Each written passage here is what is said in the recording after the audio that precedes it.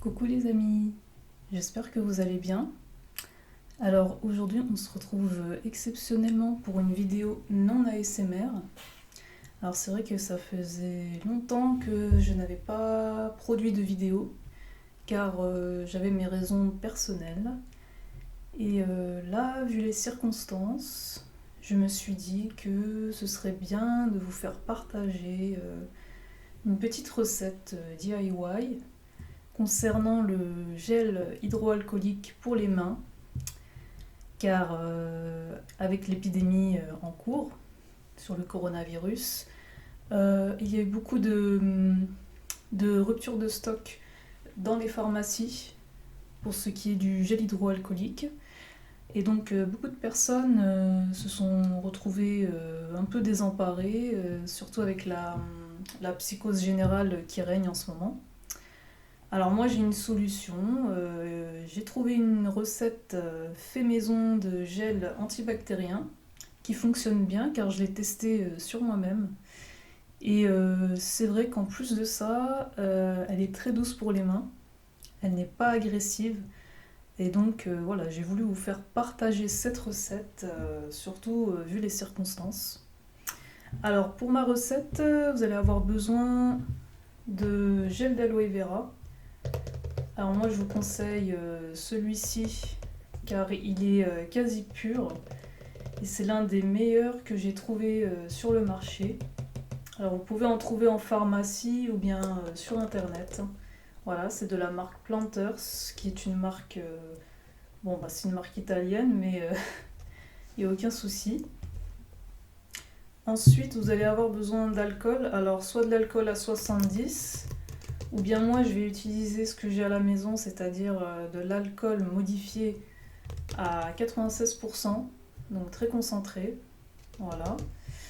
Ensuite, on peut rajouter également une cuillère à café de glycérine. Ça va donner un côté un peu hydratant au gel, ce qui est pas plus mal car l'alcool agresse beaucoup la peau.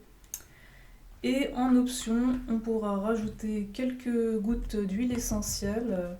Alors moi, j'utiliserai le tea tree par rapport à ses propriétés antibactériennes et la lavande fine également pour ses propriétés antiseptiques. Voilà.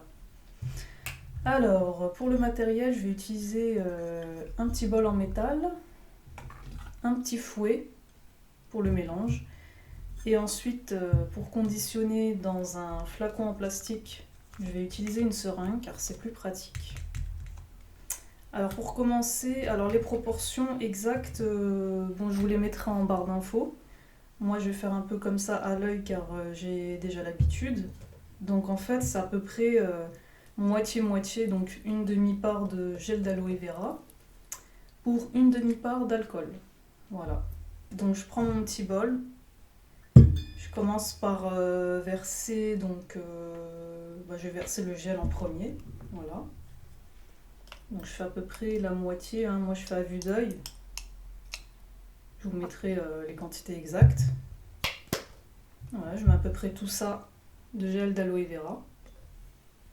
Ensuite, je viens compléter donc avec l'alcool.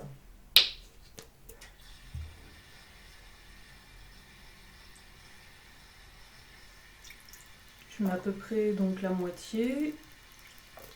Donc en fait, pour un flacon de 60 ml là, vous mettez donc 30 ml de gel d'aloe vera et 30 ml d'alcool.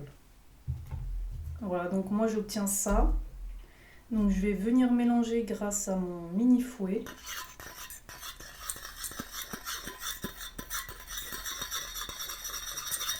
Il faut bien mélanger pour que ce soit bien homogène parce que dans le gel d'aloe vera, vous avez des petites fibres d'aloe vera, ce qui est tout à fait normal. Voilà, après mélange, on obtient donc un gelé assez homogène. Voilà. À ce moment-là, je vais venir rajouter mes gouttes d'huile essentielle. Donc je commence par... je vais mettre à peu près 10 gouttes de lavande fine. Donc c'est parti. Voilà. Ensuite, je vais prendre mon tea tree. Alors, on peut mettre d'autres huiles essentielles qui ont aussi des propriétés antiseptiques. Donc moi, j'ai pris celle-ci car je les avais à la maison. Voilà. Donc voilà, c'est parti, 10 gouttes aussi. Hop. Et là, je reviens mélanger le tout avec le petit fouet.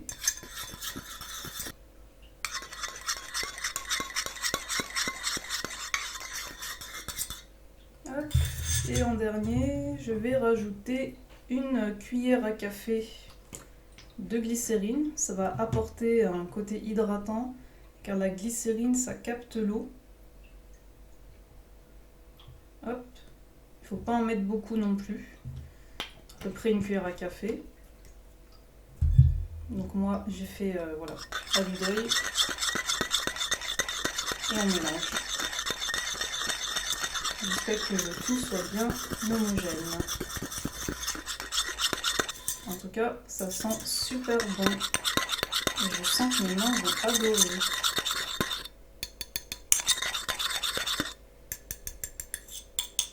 Alors, une fois qu'on a une gelée bien homogène, je vais venir prélever grâce à une seringue, c'est plus facile. Voilà, je prélève mon mélange. Hop. Vous voyez. Et je viens remplir mon flacon.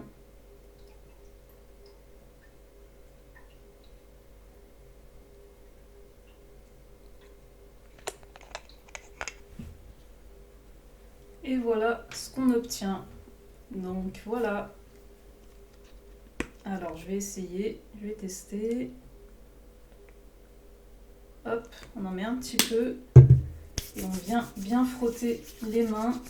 Donc même les intervalles, les espaces entre les doigts. Voilà.